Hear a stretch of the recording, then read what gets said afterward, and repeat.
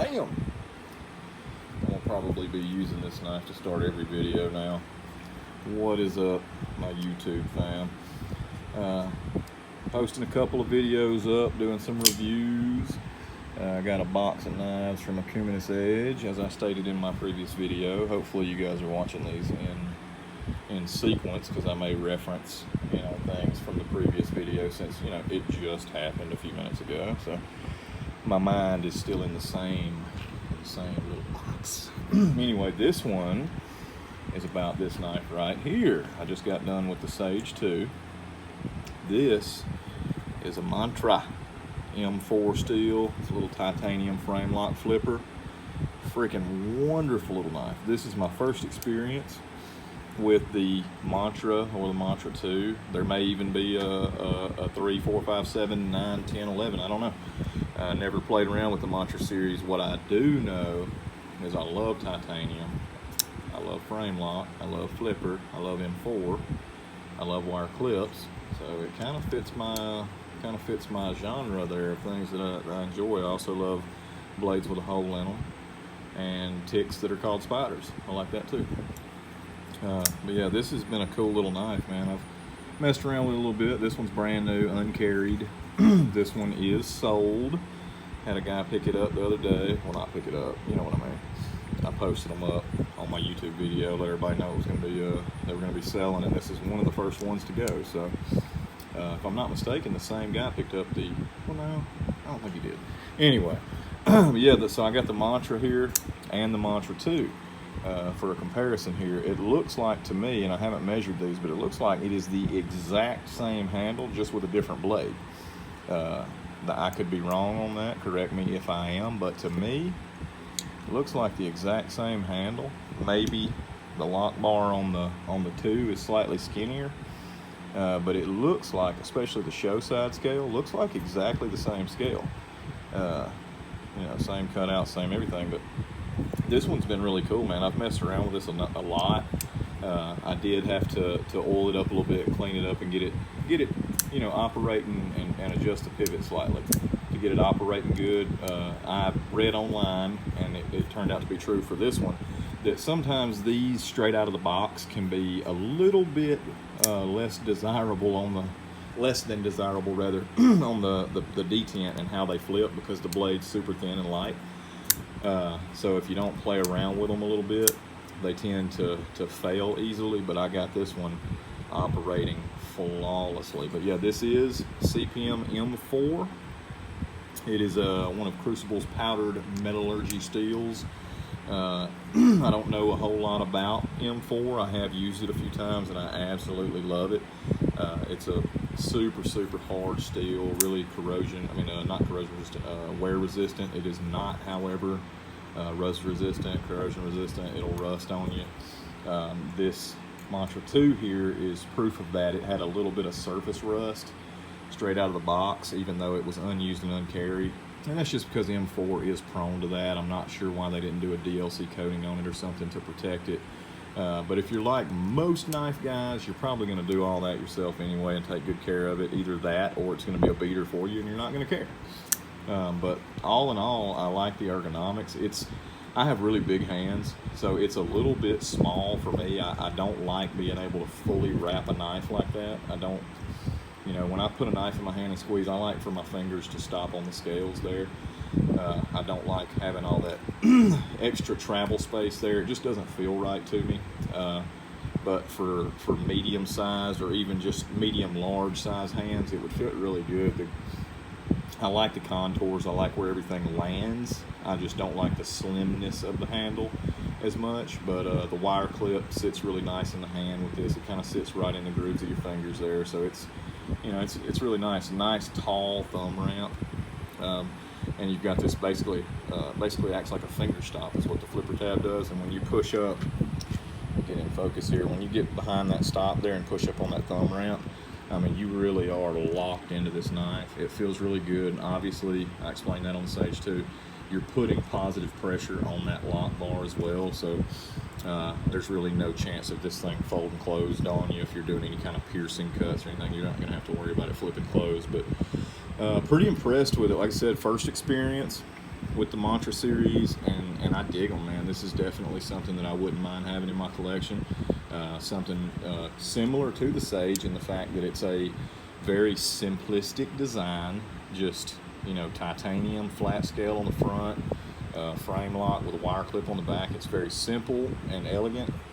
It's something that you could see someone carrying in an office setting.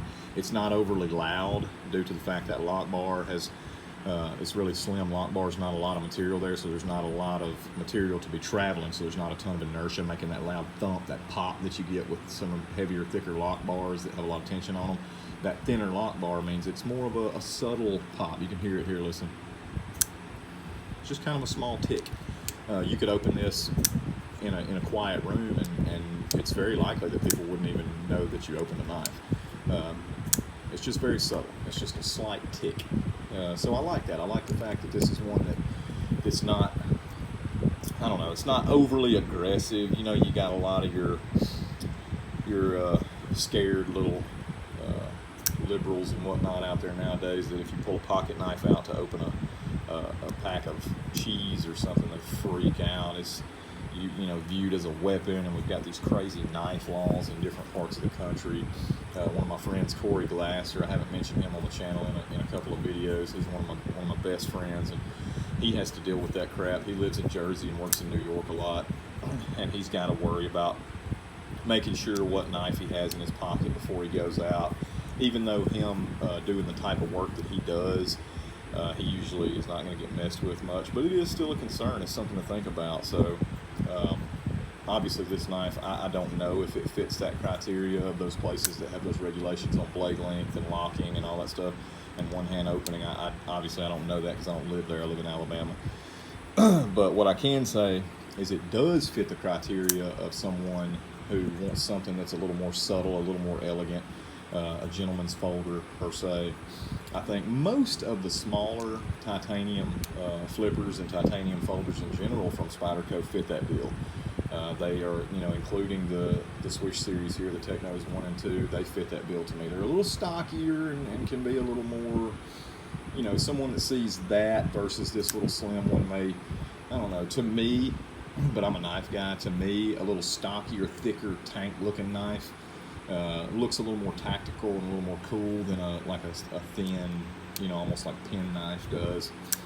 To me, this just seems a little more subtle. I feel like this would be a little less threatening in an office setting, but that's, you know, it's just me. And same thing with this one. It looks similar to a fillet knife to me. It looks like these were designed to be in the same drawer in the kitchen, the Spidey Chef and then the Mantra 2 there. I'm not going to do a full review on the Mantras. I'm just going to give you a first impression, so I will throw this one out here as well and knock two birds out with one stone. My final thoughts on this one, the original Mantra, are that I really like it. It is not something that I would carry a lot, but it is something I would love to have in my knife box, just as kind of a, you know, kind of like what I said with the Sage 2, a gentleman's folder, something that I could throw in my pocket if I'm going to a nice dinner or going, you know, to a funeral or a wedding or wearing a suit for some reason, which is rare for me, but I just dig it, man. I really do. I think it's something nice that you could carry in a pair of slacks and not really feel like you've got a big giant knife on you. It's super light. I would give you specs, but, you know, I hate specs, so go get them somewhere else. The Mantra 2, I like a little less just because of that blade. I think it's a little odd looking. But same thing with the handle, the ergos. It's basically the exact same knife. I like the way it feels. I like the lock bar. I like the subtlety of the flip on it, how it's not overly aggressive. It's just a small tick. You can basically say the same things about this knife that you can say about this one. It's, you know, it's a little gentleman's folder, man. I dig it. It's a cool little knife. It's not something that I would like. If I were to pick one of these, it would be the Mantra 1, not the 2, just because of the blade shape and the fact that I like a functional Spidey hole, because I don't always use a flipper on a flipper. If I have access to the Spidey hole, I am a slow roll guy.